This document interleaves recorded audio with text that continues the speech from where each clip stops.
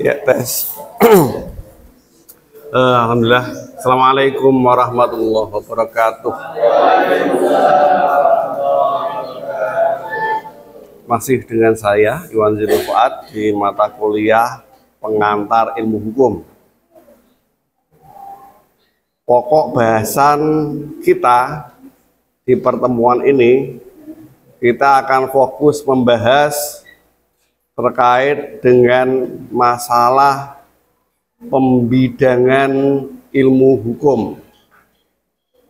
Ya, bisa Anda memakai sinonim-sinonim lain atau padanan kata yang lain untuk menggambarkan materi ini. Bisa pakai kata macam-macam ilmu hukum atau bidang-bidang ilmu hukum atau apa? Pembidangan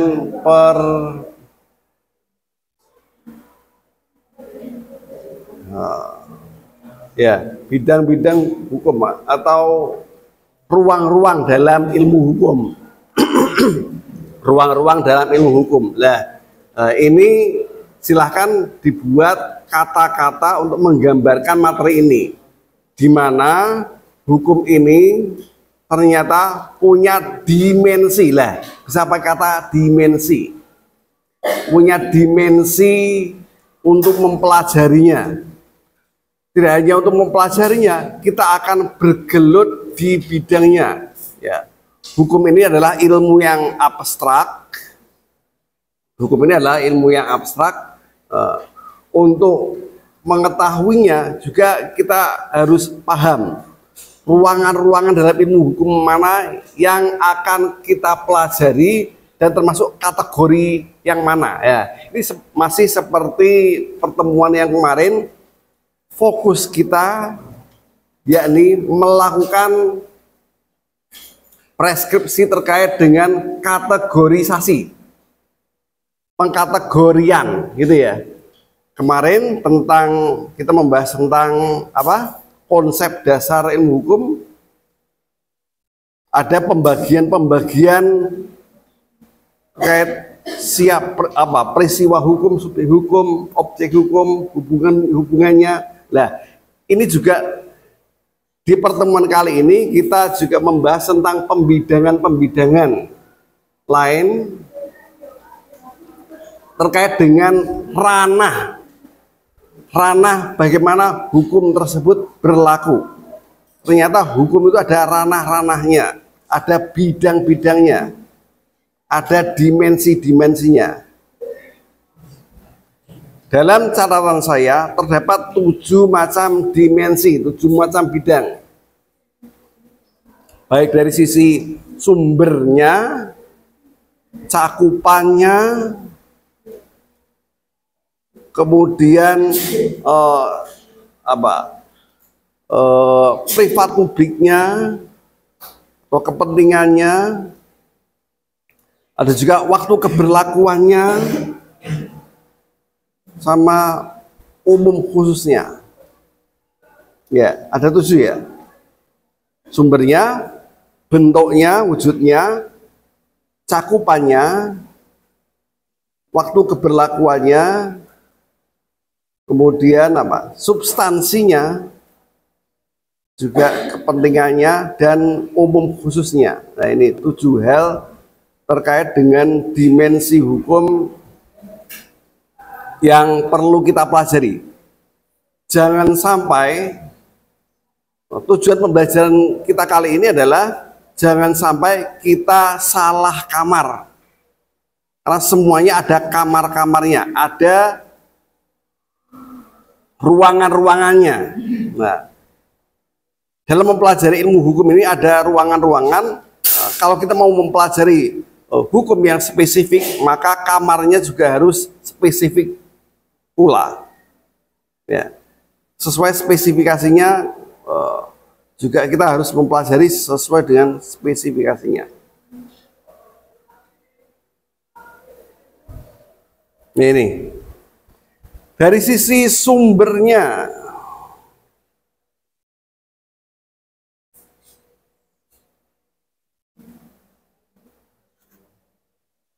Tuh.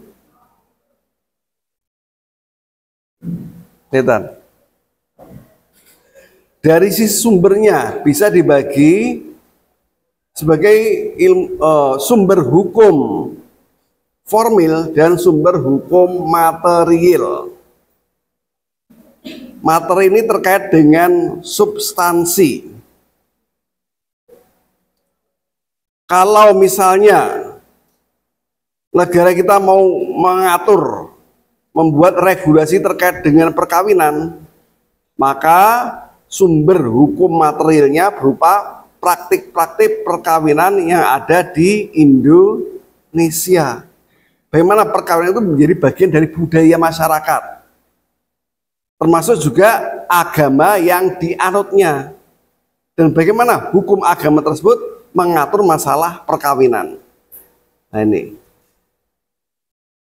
juga kalau mau membuat regulasi terkait dengan ekonomi, maka harus melihat bagaimana peradaban ekonomi masyarakat. Apakah peradaban ekonominya masih tradisional yang hanya menganut praktek transaksi secara barter, belum mengenal mata uang, atau sudah sangat kekinian, sangat mutakhir. Ada peradaban transaksinya sudah sampai waralaba, leasing, kredit, seperti yang kita lakukan sekarang ini. Lebih maju lagi. Nah, ini tergantung peradabannya. Dan ilmu-ilmu terkait dengan ekonomi ini ilmu terkait dengan ekonomi ini menjadi bahan dalam pembuatan regulasi terkait dengan masalah ekonomi. Demikian juga dengan masalah-masalah lainnya. Mau ngomongin tentang korupsi, mau ngomongin tentang apapun, harus melihat sumber hukum materialnya. Sumber hukum materialnya apa? Terkait dengan peradaban manusia. Jadi sangat terkait dengan antropologi dan ilmu-ilmu alat bantu lain yang berguna sebagai bahan acuan, pedoman untuk mengatur masalah tersebut. Gitu ya. Itu sumber hukum material. Ya, cuma sumber hukum material ini tidak bisa langsung berlaku di masyarakat. Karena ini masih berupa abstraksi bahan pedoman yang ada di hati masyarakat, belum diundangkan, belum diresmikan secara officially, belum berlaku. Agar berlaku memerlukan sumber hukum formil,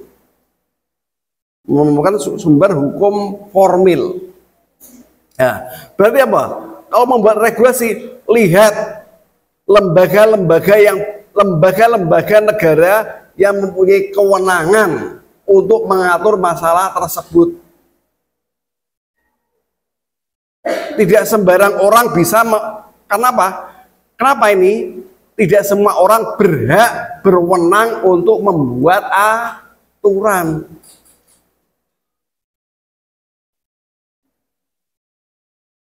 Karena sesuai dengan konsepsi kedaulatan, termasuk kedaulatan hukum, ada pihak-pihak atau organ-organ negara yang diberikan kewenangan untuk membuat aturan hukum. Tidak sembarang orang. Nah, kewenangan untuk mengatur hukum lewat prosedur, lewat kewenangan, lewat kelembagaan, ini dikenal dengan sumber hukum formil. Artinya ketika diberlakukan oleh lembaga negara yang berwenang ini, maka hukum tersebut bisa langsung diberlakukan. Bukan lagi masih ngawang seperti sumber hukum material. Oleh karena itu, rata-rata yang menjadi patokan di sini mana? Sumber hukum formil atau sumber hukum material? Bisa diperkirakan.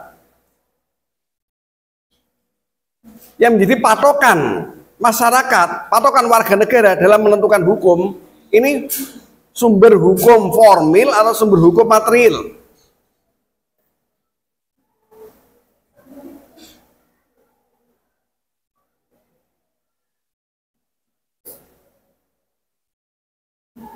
Masih perlu saya ulangi? Tak kira wis mudeng. Ya. Sumber hukum material dulu ya, belepotan. Sumber hukum material dulu ya. Ini sumber hukum yang sifatnya substansinya. Inti dari masalah atau bahan dalam membuat hukum. Misalnya tadi apa? Kalau membuat hukum terkait dengan perkawinan harus melihat praktik perkawinan yang ada di masyarakat. Oh, ternyata masyarakat itu menganut hukum agama dalam menentukan sah tidaknya perkawinan misalnya. Jadi ya termasuk hukum agama dan fikih maupun praktik perkawinan dalam masyarakat ini dijadikan sumber hukum material dalam pembuatan regulasi perkawinan. Nantinya masuk sebagai naskah akademik, bagian dari naskah akademik atau bagian dari literasi akademik. Semua harus ada referensi akademiknya. Kenapa akademik itu penting? Karena untuk menentukan bahwa pengaturan tersebut gunanya agar pengaturan tersebut bisa ilmiah. Tahu fungsi ilmiah, tahu nggak? Fungsi kenapa harus ilmiah? Dalam masyarakat itu kita ilmiah itu penting nggak? Penting nggak? Ilmiah itu penting nggak? Pentingnya di mana? Penting di mana? Ilmiah itu adalah metodologi untuk mencapai kebenaran. Loh, saking pentingnya urgensi ilmiah itu di situ untuk mencapai kebenaran. Meskipun aspek kebenaran yang dituju yang dicapai adalah kebenaran yang relatif, kebenaran ilmiah atau kebenaran metodologis. Ini penting. Kalau membuat aturan harus ada argumentasi ilmiahnya, harus ada referensi akademiknya. Supaya apa? Kalau membuat kebijakan tidak ngawur. Itu pentingnya. Nah, ini positioningnya secara ilmu hukum masuk dalam kategori sumber hukum material. Yang perlu diingat, meskipun ini lebih membumi dalam pribadi masyarakat, tetapi tidak bisa langsung diberlakukan. Kelemahannya di situ, tidak bisa langsung diberlakukan. Kalau mau diberlakukan dalam konteks kehidupan kenegaraan, memerlukan adanya organ-organ negara. Dan ketika ini diundangkan oleh organ-organ negara, maka outputnya termasuk dalam sumber hukum formil. Misalnya apa? DPR membuat undang-undang, hakim mengeluarkan keputusan. That's the law. Sumber hukum formilnya di situ. Undang-undang, jurisprudensi, traktat, doktrin para ahli ini masuk dalam sumber hukum formil. Tahu bedanya ya? Di sini yang menjadi dasar hukum, awas kata kunci ini, menjadi dasar hukum dalam menentukan output hukum tadi apa? Benar, salah, legal, ilegal, sah, tidak sah. Ini adalah sumber hukum yang mana? Sumber hukum yang mana? Formil atau material? Formil. Ini di dasar hukum itu yang formil, ini yang penting. Karena keberlakuannya langsung. Berbeda kalau sumber hukum material tadi tidak bisa berlaku langsung. Tapi yang asli dalam masyarakat dipotret, nah kemudian dimasukkan sebagai naskah akademik untuk diregulasikan. Lah, sah tidaknya sebuah aturan hukum ditentukan lewat sumber hukum formilnya. Dalam konteks kita sebagai negara hukum, keberlakuan suatu aturan regulasi, keberlakuannya apa? Ditentukan oleh sumber hukum formil. Ini yang penting. Makanya makanya sumber hukum formil, nah ini loh tatanannya. Berbagai macam bentuk hukum yang menjadi patokan, yang menjadi dasar hukum, yang menjadi pedoman dalam menentukan hukum. Nah ini bentuk-bentuk hukumnya. Regulasi atau peraturan perundang-undangan, jurisprudensi, traktat, kebiasaan, kontrak. Nah ini secara umum dua teratas yang menjadi dasar hukum utama. Dasar hukum utama itu apa? Dan konteks peradaban negara hukum ya.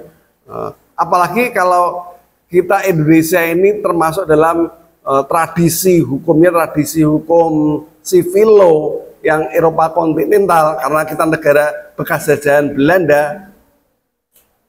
Menurut tradisi hukumnya yang berbentuk, yang memakai bentuk hukum utamanya yakni peraturan perundang-undangan.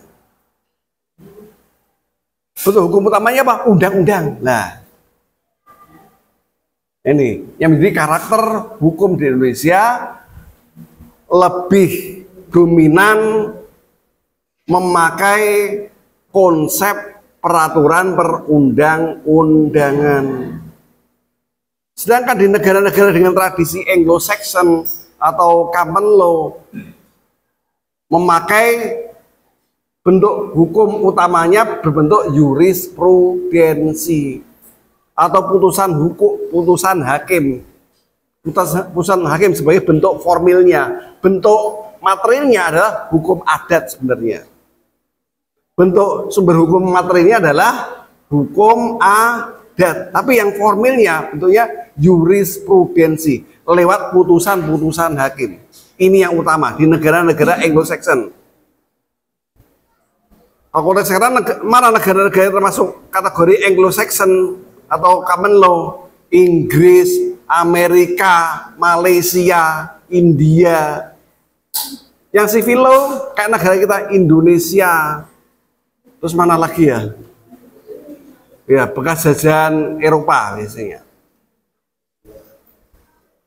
Eropa yang kontinental ya.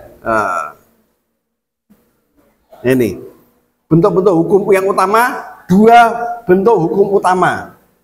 Jadi apa? Regulasi sama jurisprudensi. Yang sifatnya, dua ini sifatnya publik. Dua ini adalah aturan hukum yang sifatnya publik untuk seluruh, artinya apa? Untuk seluruh konteks kehidupan kenegaraan secara semuanya. Cakupannya nasional per negara.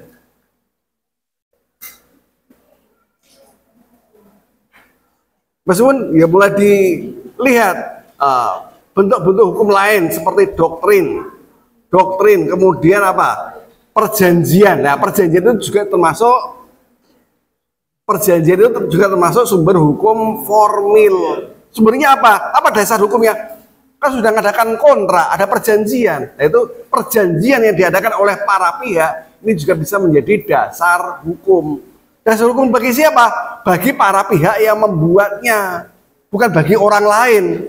Karena apa? Perjanjian, kontrak hanya berlaku buat pihak yang memperjanjikan, tidak berlaku buat orang lain.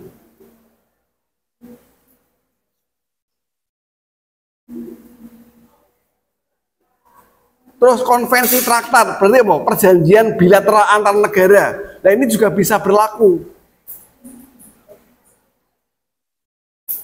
Traktat ini bisa berlaku secara eksternal antar kepala negara, antar G2G, government to government. Nah, keberlakuan untuk warga negaranya memerlukan traktat ini harus diakui diakui dalam bentuk diundangkan kembali dalam bentuk apa? Regulasi, dalam bentuk undang-undang. Ini. Nah, nantinya undang-undang maupun doktrin semuanya harus mengandung analisis ilmiahnya. Harus mengandung sumber hukum materinya juga. Setiap bentuk hukum, sumber hukum formil ini kontennya juga harus sebenarnya idealnya harus mengandung sumber hukum yang materialnya juga. Seperti kalau membuat undang-undang harus ada naskah akademiknya atau referensi ilmiahnya. Demikian juga ketika hakim membuat keputusan demikian juga jurisprudensi ketika hakim membuat keputusan juga ada pertimbangan ilmiahnya, tidak melulu dasar-dasar hukum itu, tapi juga ada pertimbangan ilmiahnya. Karena memerlukan pertimbangan ilmiahnya dalam kesaksiannya, kita dalam persidangan kita juga mengenal adanya istilah saksi ahli.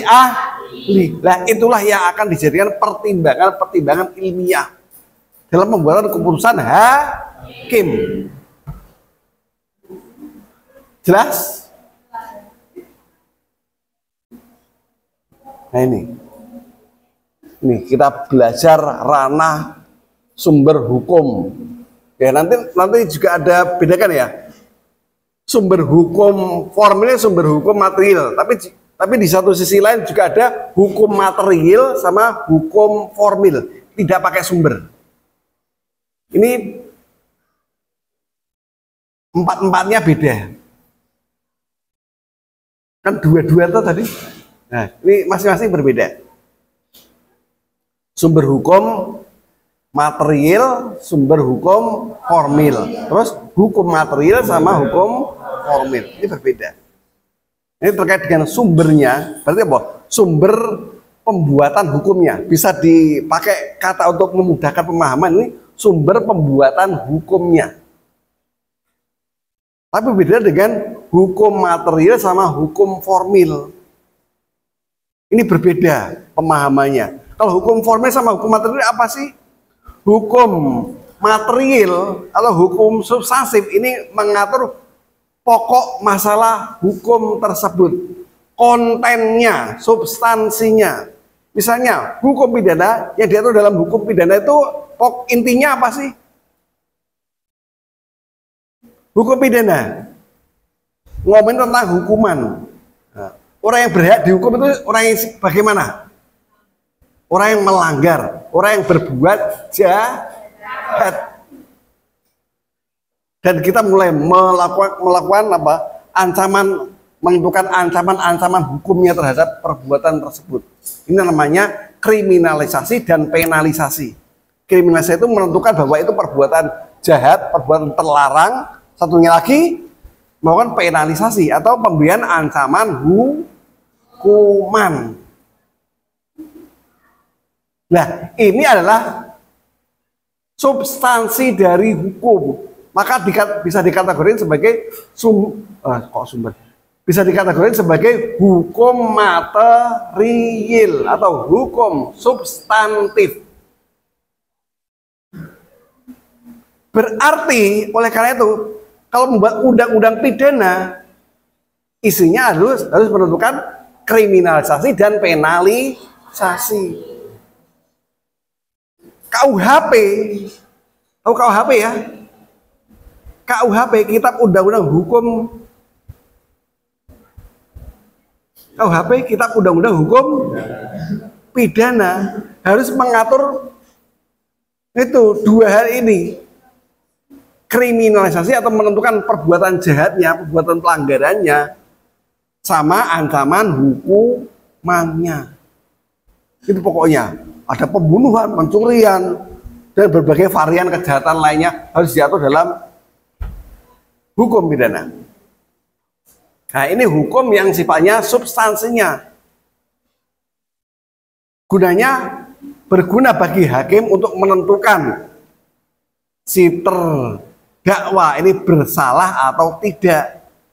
Sama plus untuk memperkirakan hukuman yang layak buat si terdakwa.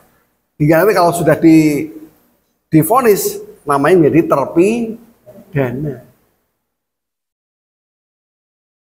Nah, ini adalah hukum apa? Hukum material.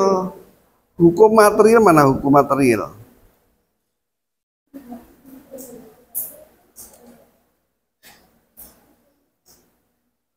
Ini hukum material. Lah, saya kalau kita ngatur hukum materialnya saja tidak dapat langsung diberlakukan. Misalnya ada pencurian, ada maling ketangkep, terus diapain ya? Langsung dibawa ke hakim gitu untuk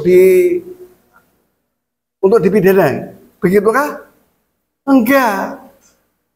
Nah, di sini memerlukan adanya hukum yang sifatnya menegakkan hukum material tersebut. Atau untuk lebih memahamkan lagi, perlu diatur hukum yang sifatnya prosedural. Hukum apa? Hukum yang sifatnya prosedural. Mekanisme, tata cara. Berarti apa? Mulai mengatur tata cara. Tata cara kan juga hukum kan? Mengatur tata cara bagaimana menindak sebuah pelanggaran, menindak sebuah kejahatan. Caranya bagaimana?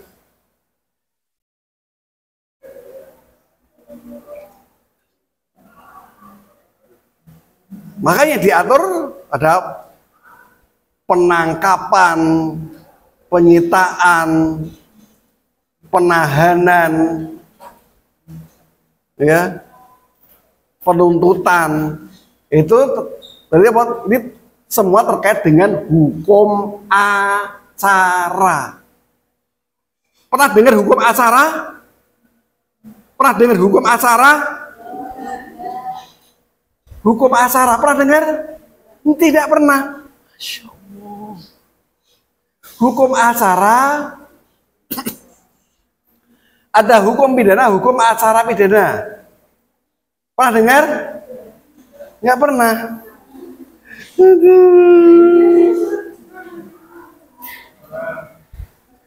Nah, ilustrasinya seperti tadi. Setiap ada kejahatan, kalau hanya mengandalkan hukum materialnya saja, pelakunya tidak dapat dipidana, tidak dapat dihukum.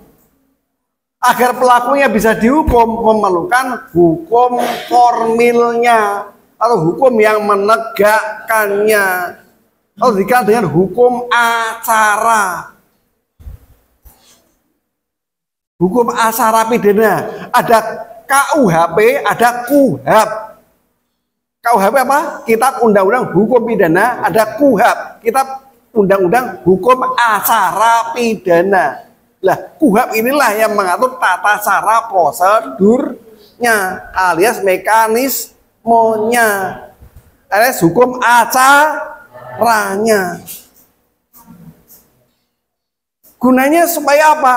Supaya hukum pidananya bisa ditegakkan, bisa diberlakukan. Makanya untuk bisa memberlakukan perlu adanya prosedur, perlu memenuhi mekanisme alias tata cara, alias hukum acara. Makanya ada tata cara, hukum acaranya Pak. Ada itu tadi penangkapan, penyitaan, pendakwaan, penuntutan hingga pemidanaan. Nah, itu terkait dengan hukum acara. Kemudian ada penyelidikan, ada penyidikan. Itu proses-proses dalam hukum acara. Makanya ketika ada tindak pidana, ada kejahatan, pelakunya perlu ditangkap. Ditangkap siapa? Hansip. Hah? Ditangkap siapa? Hansip gitu? Enggak. Apa? Ada lembaga negara yang punya kewenangan. Ada lembaga negara yang punya kewenangan untuk apa?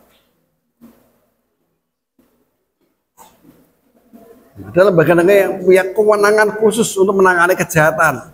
Di tingkat pertama ada polisi sebagai lembaga penyelidik dan penyidik. Pernah dengar penyidik? Pernah dengar? Nah, penyidik itu polisi. Jaksa juga punya kewenangan yang sama, jaksa. Meskipun ada juga lembaga negara lain yang punya kewenangan untuk melakukan penyidikan.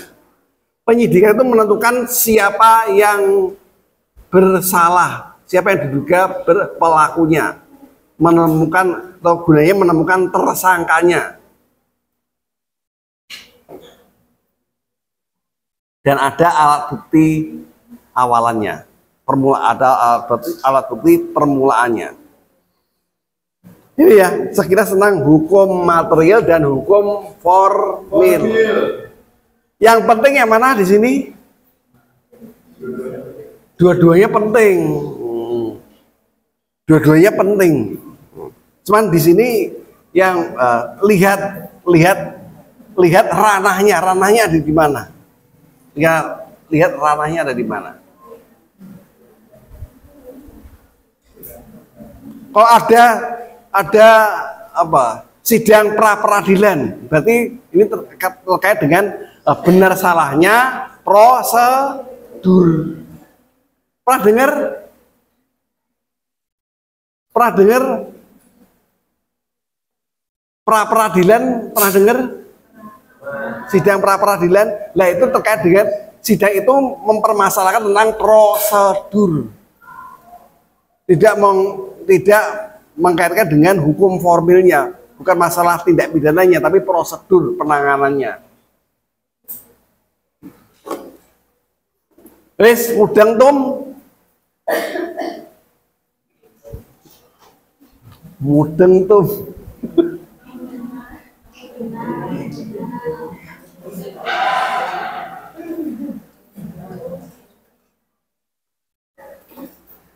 Ya.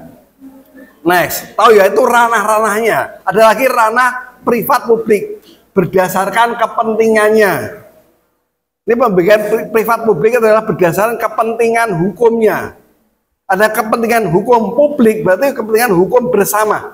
Kalau Anda semua dengar kata publik, ini adalah terkait dengan kepentingan bersama. Kepentingan seluruh kepentingan negara, menjadi kepentingan negara ini.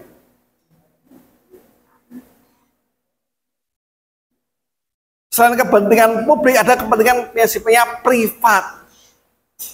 Kalau privat itu relasinya adalah person to person. Nah, privat. Person to person. Atau business to business atau business to person. Nah, itu privat. Termasuk kategori hukum privat.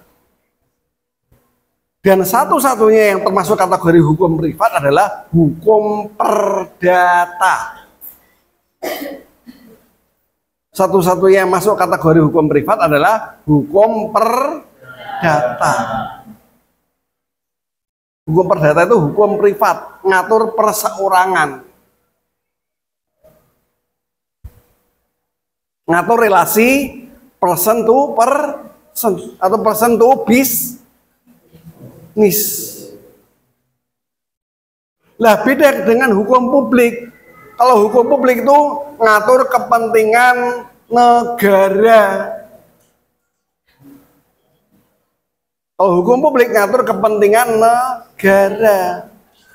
Nah, di situ negara menjadi salah satu pihaknya Dalam hukum publik, negara itu menjadi salah satu pihaknya. Ini kelihatan sekali kalau keduanya bersengketa.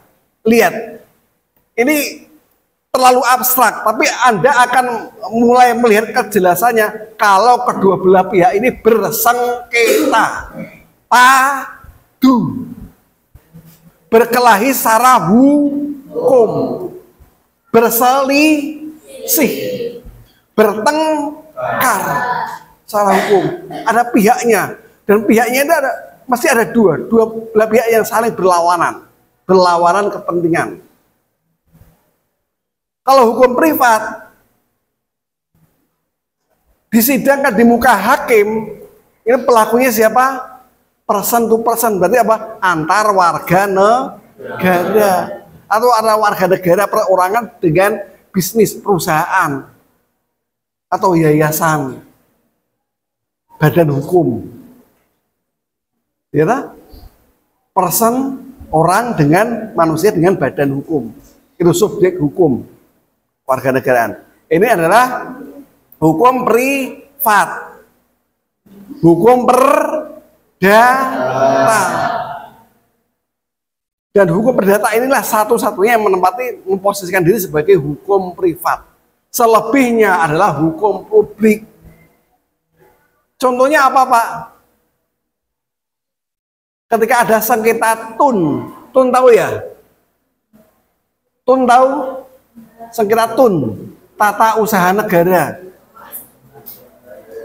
Ada sengketa tata usaha negara. Sengketa tata usaha negara, ini ada pihak yang dirugikan dan menuntut agar putusan pemerintah tersebut dibatalkan. Tuntutannya seperti itu. Kebijakan pemerintah dianggap benar, tapi kalau dianggap salah, harus dilakukan gugatan. Warga negara mengajukan gugatan ke PT UN atas kebijakan pemerintah. Maka yang berhadapan di muka hakim, ini pengadilannya namanya PT UN, Pengadilan Tata Usaha Negara.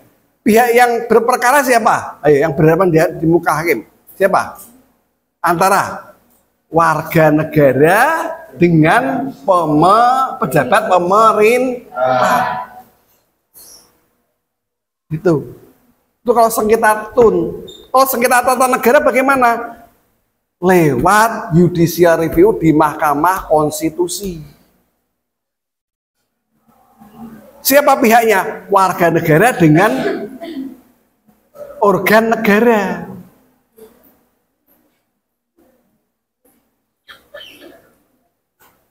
Ini itu HTN dan HAN. Kemudian ada juga tadi itu juga hukum publik ya. Ada juga hukum publik yang ada dalam kehidupan keseharian kita. Ya ini kalau ketika menangani kejahatan alias hukum pidana. Nah, hukum pidana itu masuk kategori hukum publik. Loh, kalau membunuh kan si korban bagaimana, Pak? Siapa yang mewakili kepentingan si korban? Oh, kalau ada pembunuhan, kejahatan, ada korbannya enggak? Ada enggak? Nah, siapa yang mewakili kepentingan si korban? Keluarga. Nah iya. Dalam filsafat hukum kita yang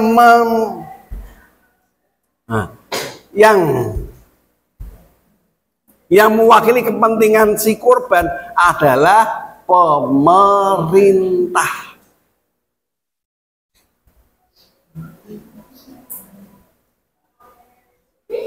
Nah, ada lembaga pemerintah yang khusus untuk melindungi kepentingan warga negaranya terhadap aksi-aksi kejahatan. Ya, ini siapa? Lihat ketika ada sengketa kejahatan. Tahu ya sengketa kejahatan? Ada siapa? Yang berperkara siapa? Yang berperkara siapa? Kalau ada sengketa kejahatan, penjahatnya diposisikan sebagai apa? Penjahatnya, pelakunya sebagai terdakwa. Terdakwa itu salah satu pihak berhadapan dengan pihak lawannya. Lawannya terdakwa siapa? Ya begini. Mbak cantik, lihat saya. Lihat saya. Lihat saya, malah lihat situ. Lihat saya. Nah, pandangi wajah saya.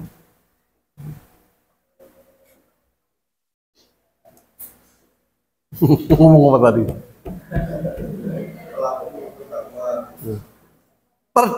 Kalau ada kejahatan disengketakan di muka hakim, maka siapa saja yang berhadapan antara terdakwa atau pelakunya berhadapan dengan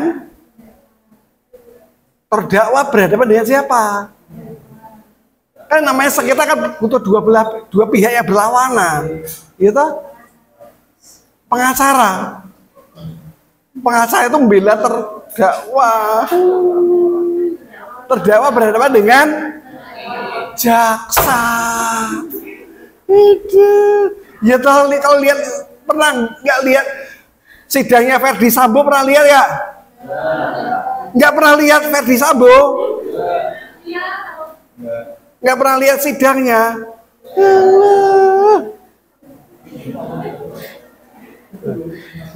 Yang bersengketa apa? Verdi Sambo dan pengacaranya, para kuasa hukumnya berhadapan dengan jaksa. Kadang Verdi Sambo diletakkan di tengah, tujuannya apa? Untuk diperiksa. Lah yang di depan hakim itu untuk diperiksa mestinya. Tapi kalau sengketa dua belah pihak berhadapan.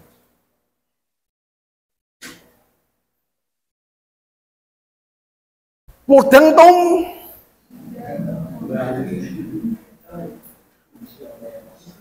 Hukum privat, hukum publik, ranahnya gimana? Loh kalau ada di sini dosanya apa? HKI hukum keluarga itu masuk kategori hukum apa? Privat atau publik? Privat. Berarti tak butuh polisi. Mengatur relasi antara orang dengan orang. Keluarga itu apa sih? Suami, istri, anak. Plus hartanya. Bisa dipahami? Terus apa lagi ya? Nah, yang ini sih.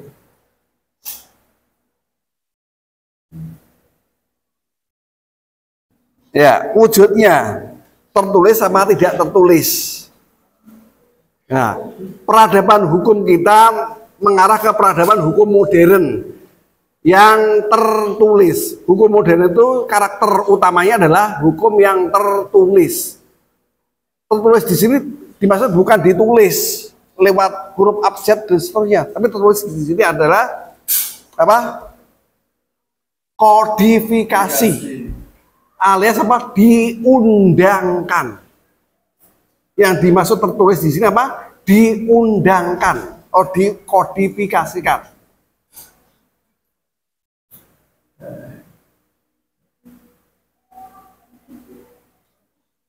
Berarti tidak dianggap sebagai hukum ketika sudah diundangkan. Sudah diterbitkan sebagai regulasi, sebagai peraturan, dirilis oleh pejabat negara yang berwenang untuk mengeluarkannya. Misalnya apa? DPR adalah lawmaker dari undang-undang, pembuat undang-undang bersama presiden. Presiden membuat PP, peraturan pemerintah, Perpres, peraturan presiden. Bawahnya menteri membuat bawahnya menteri membuat apa?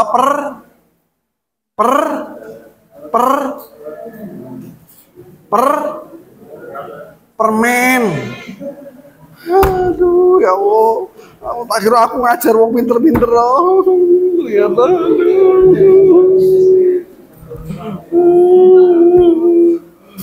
Aku nangis ngene. Permen. Itu level yang sifatnya nasional, semakin lokal ada perda, peraturan daerah. Sampai level lokal terkecil, desa muncul perdes. Itu peradaban hukum tertulis kita.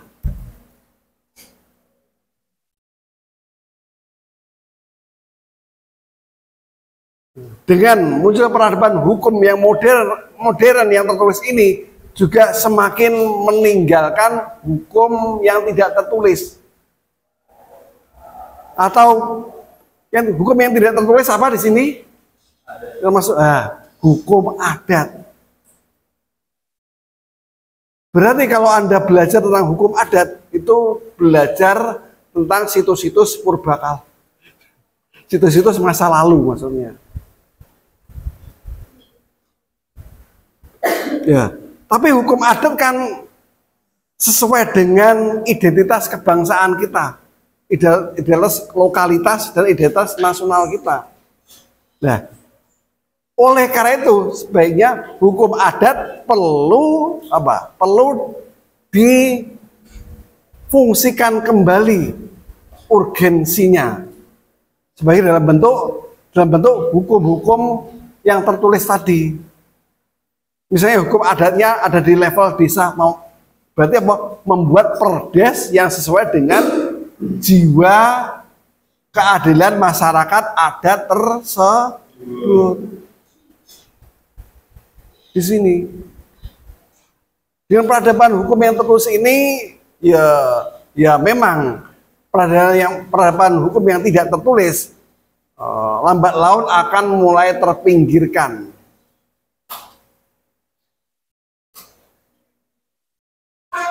Dan lembaga negara sudah memberikan ruang-ruang untuk melakukan pengaturan-pengaturan untuk mengakomodir hukum yang tidak tertulis menjadi tertulis.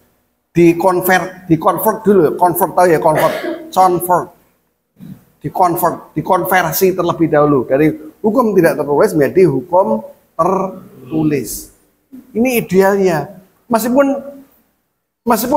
kalau masyarakat tetap mempertahankan hukumnya supaya tidak tertulis, maka ketika memutuskan sengketa, hakim juga mengambil dari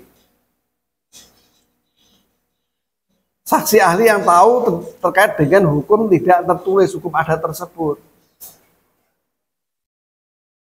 sebagai apa? Sebagai pertimbangan akademisnya agar sesuai putusan hakim tetap sesuai dengan konteks kehidupan masyarakat adat. Ini. Nah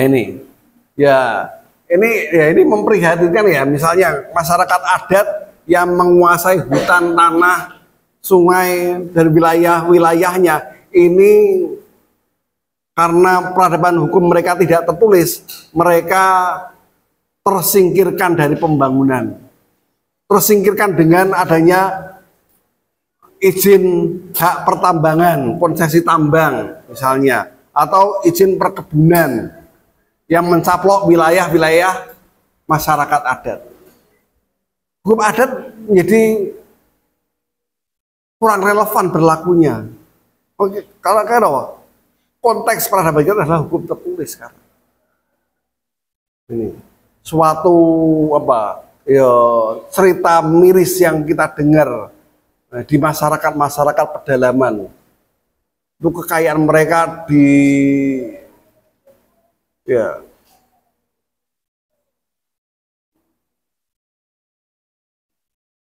kemudian regulasi terkait dengan cakupannya, ruang berlakunya. Ada hukum yang berlaku di level lokal, bahkan desa. Tadi adanya perdes, ada juga yang perdes kemudian meningkat ke perda, ada juga yang berlaku di level nasional, ada hukum nasional, dan juga ada hukum yang berlaku secara global, hukum internasional. Ini ya, cakupan berlakunya. Kita juga lihat ranah-ranahnya bagaimana.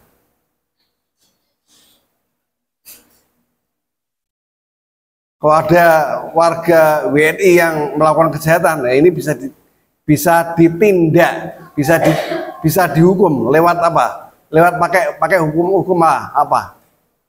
Kalau ada WNI melakukan kejahatan, maka WNI tersebut bisa ditindak memakai hukum yang cakupan mana?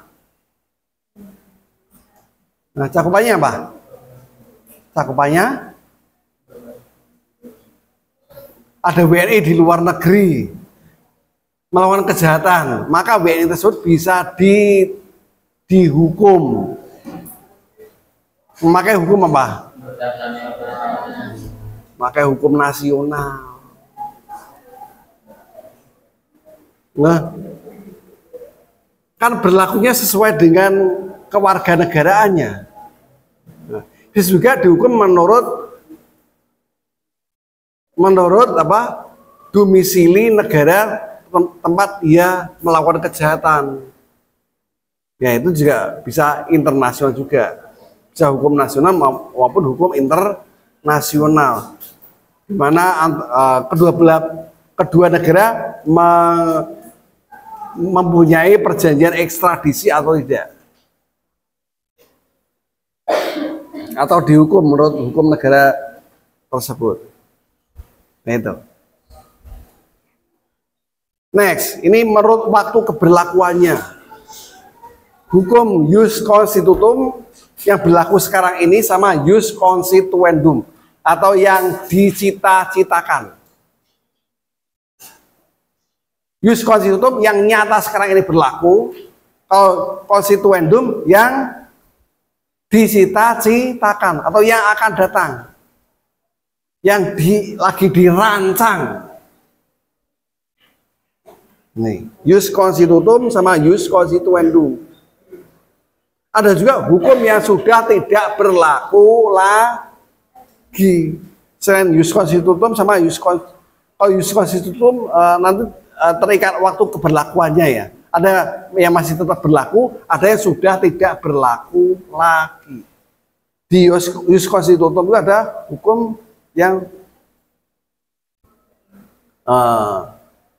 berlakuannya terbatas.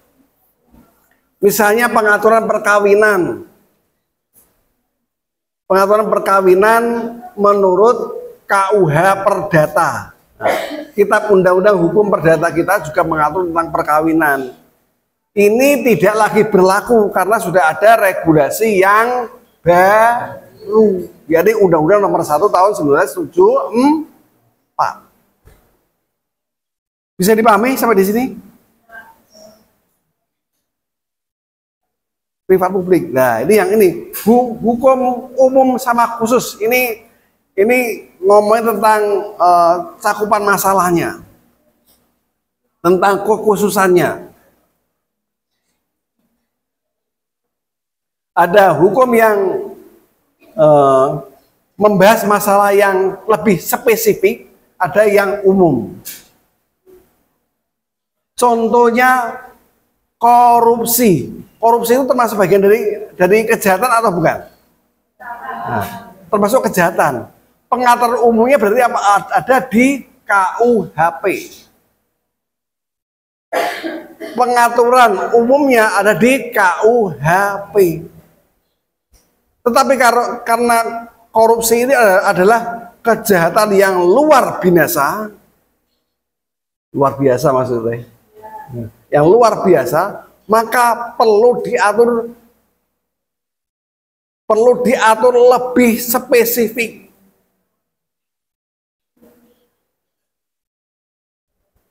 Perlu diatur lebih spesifik. Bahkan kalau bisa terpidananya ya masuk sel yang khusus yang berbeda dengan narapidana yang lain.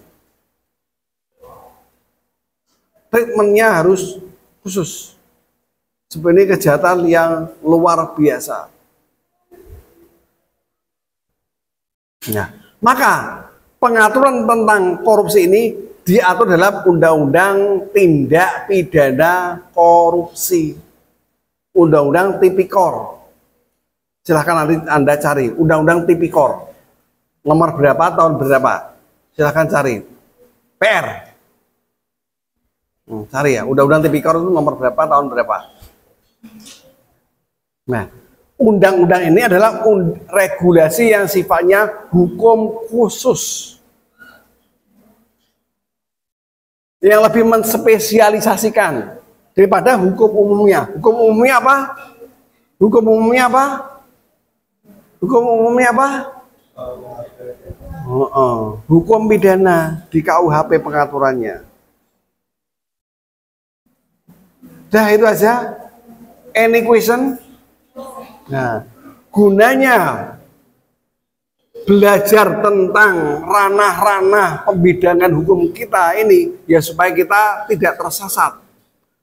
Tahu petanya, tidak hanya peta 2 atau 3 dimensi, tapi sampai 4 dimensi. Sampai bahan level strukturnya atau elemen kimianya kita tahu. Ya. Dimensi pembidangan hukumnya sudah terpotret sampai ada 7 dimensi. Dimensi apa tadi? Sumber hukumnya, kemudian privat publiknya, cakupannya, apa tadi? Ya, keberlakuannya, umum khususnya, privat publiknya, ya itu. Ada pertanyaan? Ya, ini penting ya. Jangan sampai Anda salah mengajukan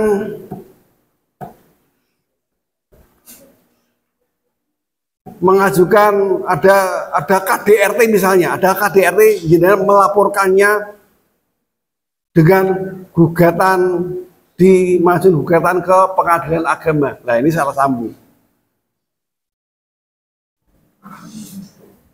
Kalau ada KDRT, cara penindaknya bagaimana? Ayo. Kalau ada KDRT, menindak perilaku ini caranya gimana?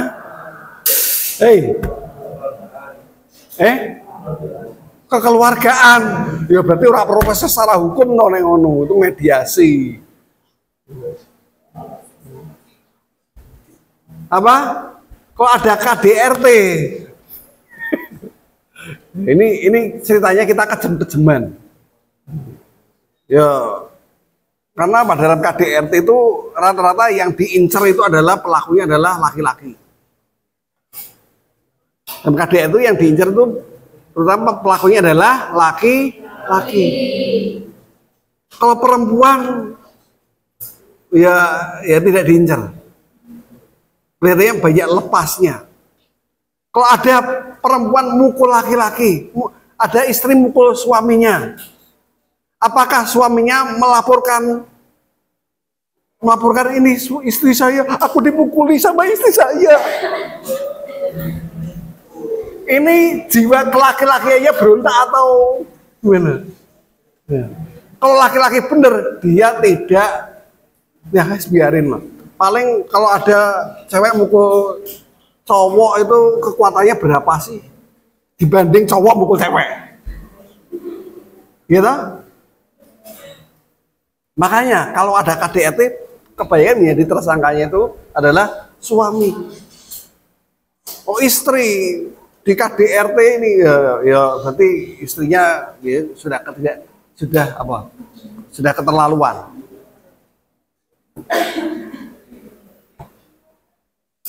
Cara menindak perilaku ini bagaimana? Ayo secara hukum, lihat bidang hukum ini tadi.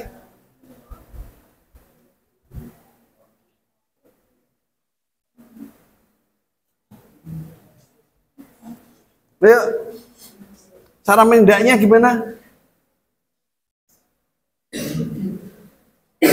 Kalau ada KDRT cara menindak perilaku ini bagaimana? Termasuk kategori mana? Kalau KDRT termasuk kategori yang mana? Ayo. Ayo, gunanya ini jadi peta, peta panduan kalian, no. Tergantung kalian bisa baca peta ini enggak. Nek iso ya padha wae. Ayo, kalau ada KDRT, termasuk kategori mana? Kemudian cara menindaknya bagaimana? Ayo. Termasuk kategori ya material. Tapi kan ada sisi formilnya. Oh, sisi formilnya bagaimana? Material termasuk kejahatan toh, ya toh? Nah, secara formilnya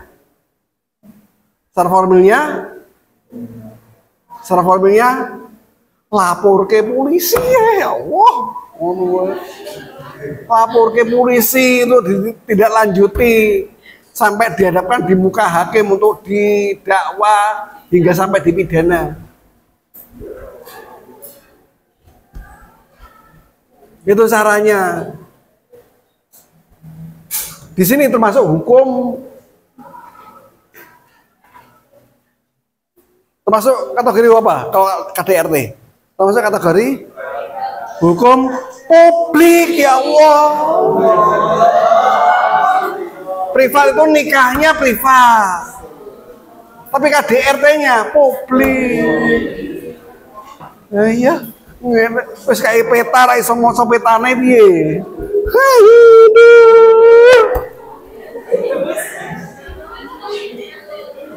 Makanya ilmu hukum ini penting ini. Ya, aku harus ngelatih Anda bisa baca peta harusnya. Ini peta, sidurane ra mudeng peta. Apa tuh, Mbak?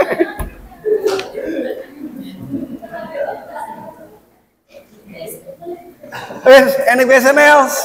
Oh, enggak ada ya tadi ya. Ya, terima kasih. Semoga bermanfaat. Saya tutup. Assalamualaikum warahmatullahi wabarakatuh. Alhamdulillah. Ya, close the door.